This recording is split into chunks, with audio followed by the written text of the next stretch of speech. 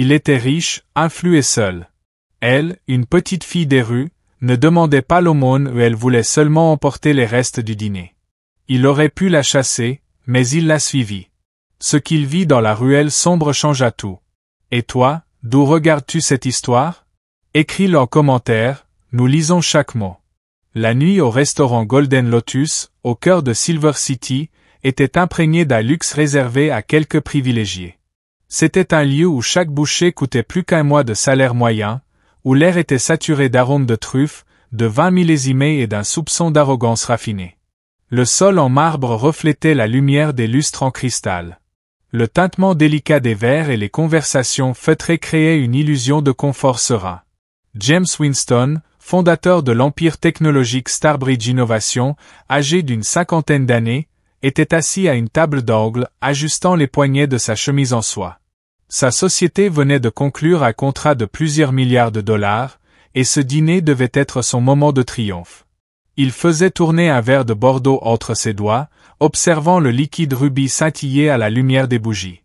Il était au sommet du monde, mais en lui s'ouvrait un vide qu'il tentait de combler par le travail, le pouvoir et le luxe. « Tout va bien, monsieur ?» demanda le serveur, un jeune homme nommé Lucas, au costume impeccable et au sourire rodé par des années de service. « Oui, Lucas, tout est parfait, » répondit James sans lever les yeux de son téléphone, où clignotaient les chiffres de son nouveau contrat. « Apporte-moi encore un café, bien chaud.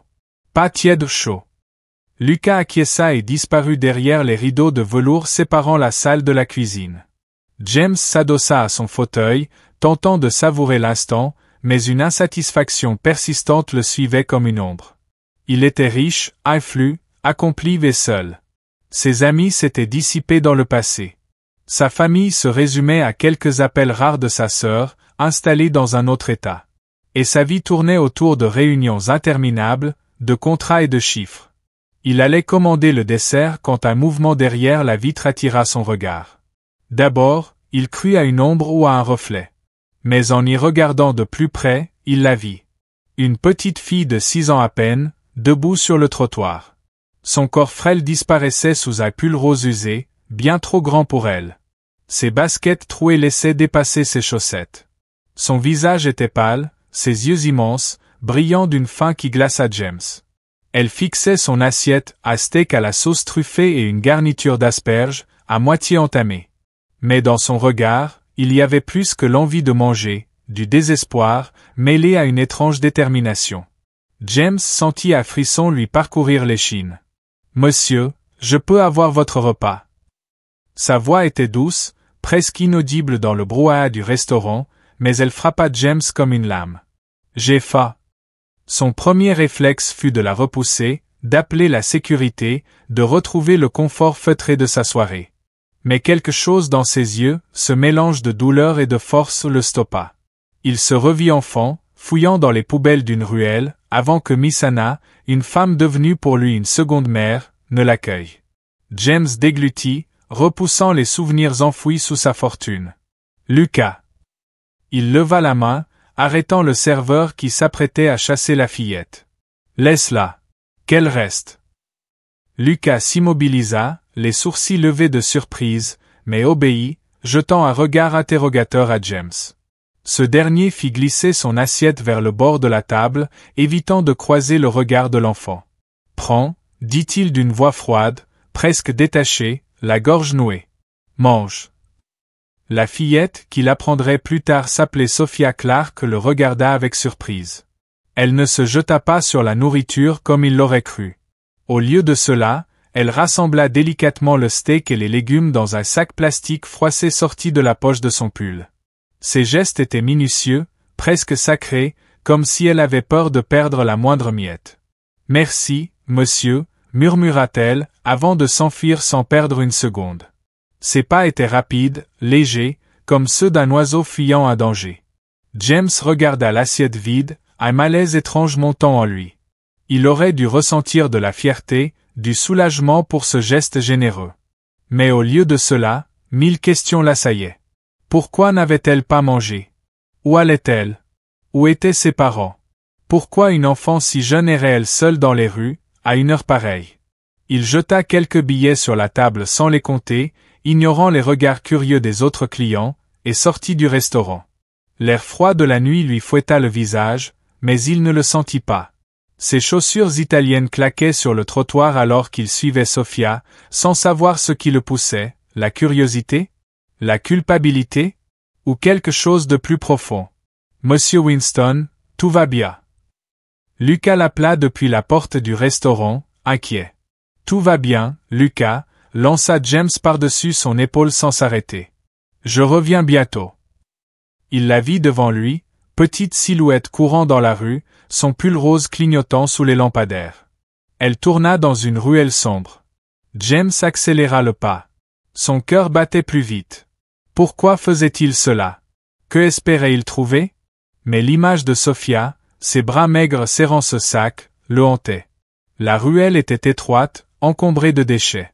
Une lumière blafarde émanait d'un unique réverbère. James s'arrêta à l'entrée, à bout de souffle. Sofia était agenouillée près d'une autre petite fille, encore plus jeune, 3 ans, tout au plus. La plus petite était allongée sur un morceau de carton.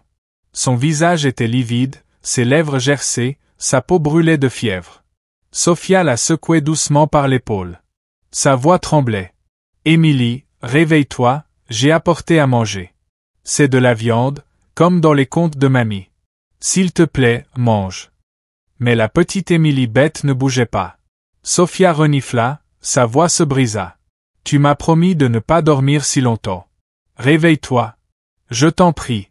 On ne peut pas abandonner. » James sentit le sol se dérober sous lui. Il tomba à genoux à côté des fillettes, son costume hors de prix se salissant sur l'asphalte sale. Mais il ne le remarquait pas. La scène devant lui était trop réelle, trop cruelle. À quelques pas seulement du restaurant où les gens dépensaient des milliers pour à dîner, 2 petites filles mouraient de faim et de maladie. Il sortit son téléphone. Ses doigts tremblaient en composant le numéro des urgences. « Allô, c'est une urgence », dit-il d'une voix brisée, les mots se bousculant. Des enfants dans une ruelle, au coin de Maestar. L'une est inconsciente, elle a besoin d'aide immédiatement. S'il vous plaît.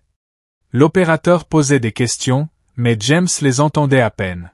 Son regard restait fixé sur Sofia, qui serrait sa sœur contre elle en murmurant quelque chose qui ressemblait à une prière.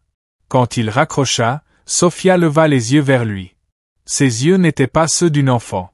Il portait une lassitude qu'aucun enfant de 6 ans ne devrait connaître, et une lucidité presque effrayante. « Elle ne se réveille pas, » dit Sofia. Sa voix était calme, mais fragile. « Ça fait 2 jours. Je pensais que la nourriture l'aiderait. Grand-mère disait toujours que la nourriture aide. » James déglutit, cherchant les mots pour la rassurer, mais sa gorge se serrait. « Comment tu t'appelles » demanda-t-il, essayant de parler calmement malgré ses mains qui tremblaient encore. « Je suis Sofia Clark. Et c'est ma sœur, Émilie Bette, répondit-elle. Ses doigts agrippaient un médaillon suspendu à son cou, comme s'il était son seul ancrage. Et nous sommes seuls. Où est ta grand-mère? Demanda James, sentant son cœur se serrer à cette question. Sofia baissa les yeux. Sa voix devint plus douce. Elle est morte il y a 6 mois. Depuis, tout est devenu pire. James sentit son monde s'écrouler. Il regarda le médaillon dans ses mains, et quelque chose se déclencha en lui. Il se pencha, la voix tremblante. « Je peux le voir. » Sofia ouvrit le médaillon à contre-cœur, avec précaution, comme si elle avait peur d'abîmer la seule chose qui lui restait. À l'intérieur, il y avait une photo fanée d'une vieille femme au sourire bienveillant et au regard chaleureux. James resta figé. C'était Miss Anna, la femme qu'il avait recueillie dans son enfance, après la mort de ses parents. Elle lui avait appris à lire, l'avait nourri, lui avait donné de l'espoir quand il pensait que tout était perdu. Grâce à elle, il était sorti de la misère, avait fait des études et bâti un empire. Mais après le succès, il s'était éloigné. Il avait ignoré ses lettres, ne répondait plus à ses appels, absorbé par sa nouvelle vie. Et maintenant, ses petites filles mouraient dans une ruelle à quelques pas de son dîner luxueux. « Je la connaissais », murmura James. Sa voix se brisait. Les larmes lui montaient aux yeux. « Miss Anna, elle m'a sauvé. Elle était mon ange. » Sofia le regarda, ses yeux écarquillés d'incrédulité mêlée d'espoir. « Vous connaissiez grand-mère » demanda-t-elle d'une voix tremblante. Elle disait qu'elle aidait les gens, mais personne ne nous a aidés. James ferma les yeux, le cœur déchiré. Il aurait dû être là. Il aurait dû répondre à ces lettres que Miss Hannah lui avait envoyées, lui demandant de l'aide.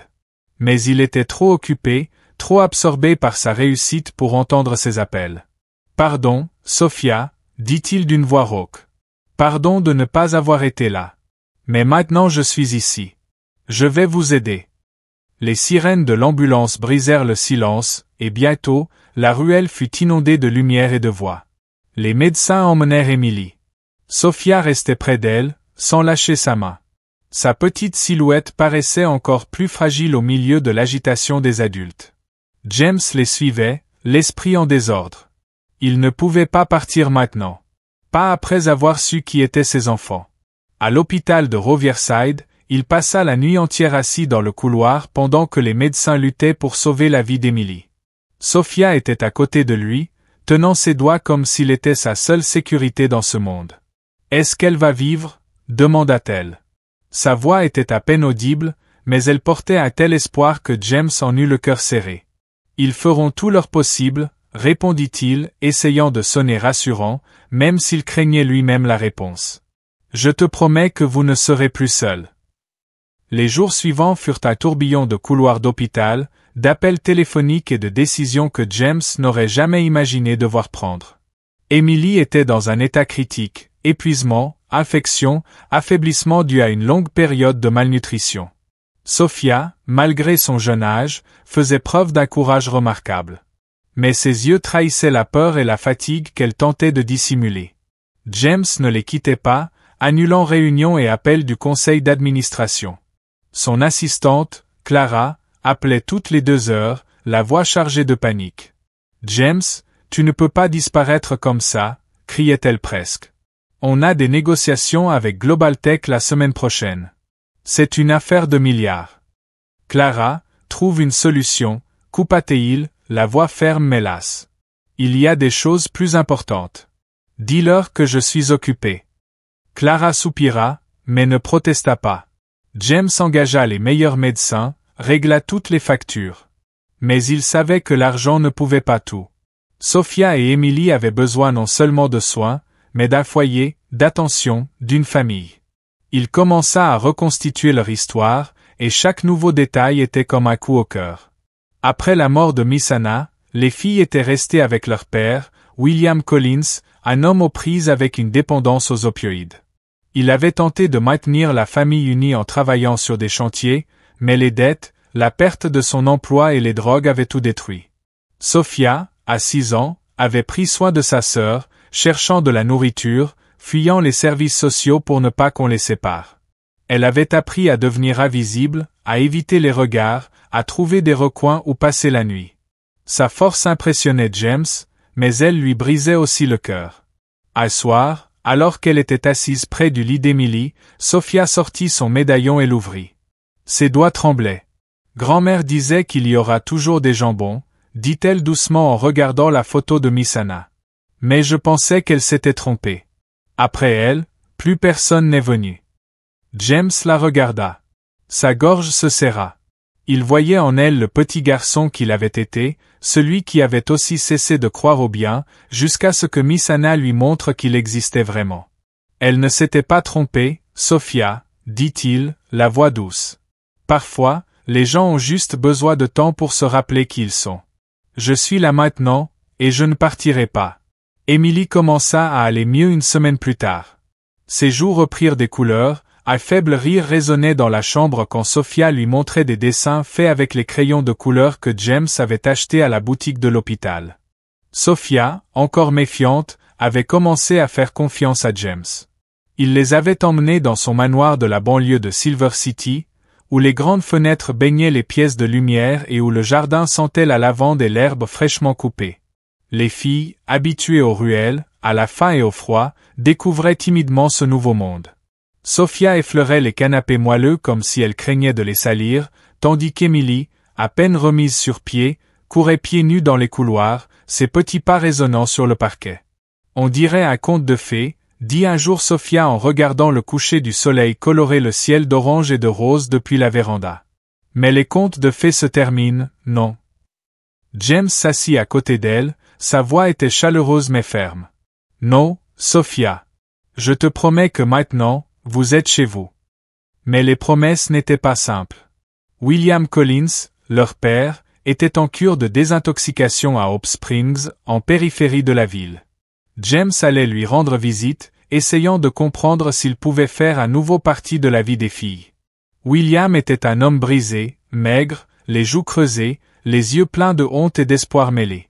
Il était assis dans la salle des visites, triturant nerveusement le bord de sa chemise. « Je les ai déçus, dit-il d'une voix rauque. Je voulais être un bon père, mais tout a basculé après la mort d'Anna. J'ai craqué. Mais je veux me rattraper. Pour elle. » James le regardait, tentant de contenir sa colère. Il avait envie de crier, de l'accuser d'avoir laissé Sophia et Emily mourir dans la rue. Mais dans ses yeux, il vit un repentir sincère. « Elle t'aime, William, » dit-il finalement. « Mais tu vas devoir prouver que tu peux être leur père. Pas par des mots, par des actes. » William acquiesça, les larmes aux yeux. « Je sais. Je ferai tout ce qu'il faut. » Un mois plus tard, William rencontra ses filles pour la première fois depuis longtemps. La rencontre eut lieu dans la salle de visite de la clinique, qui sentait l'antiseptique et le café fraîchement préparé. En voyant son père, Emily courut vers lui et entoura son cou de ses petits bras. « Papa! T'es revenu !» cria-t-elle de joie, s'accrochant à lui comme si elle craignait qu'il disparaisse. Sophia, elle, restait en retrait, les bras croisés, l'air méfiant. Elle s'approcha lentement, tenant la main de James. « Tu ne vas pas repartir encore ?» demanda-t-elle, d'une voix calme mais pleine de douleur. « Tu avais promis la dernière fois, et tu es parti. » William s'agenouilla, les larmes aux yeux. Il tendit la main mais n'osa pas la toucher, comme s'il avait peur qu'elle se dérobe. « Plus jamais, Sophia. Je le jure. J'étais faible, mais maintenant je me bats. Pour vous. » Sophia le regarda, ses lèvres tremblèrent mais elle ne pleura pas. Elle hocha doucement la tête et fit un pas vers lui, le laissant l'enlacer. James assistait à la scène, le cœur serré.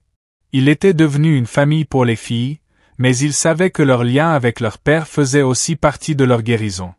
Il décida de soutenir William, finançant sa cure et l'aidant à retrouver un travail, tout en tenant sa promesse, rester aux côtés de Sophia et Emily. Un an plus tard, le manoir de James était plein de vie. Sophia allait à l'école, ses dessins aux paysages colorés et portraits d'Emily ornaient les murs du salon. Emily, maintenant en bonne santé et pleine d'énergie, courait dans le jardin, son rire se mêlant au chant des oiseaux. William, sobre depuis 10 mois, travaillait comme mécanicien dans un garage et venait les voir chaque semaine. Il leur apportait des petits cadeaux, un ours en peluche pour Emily, un carnet de croquis pour Sophia.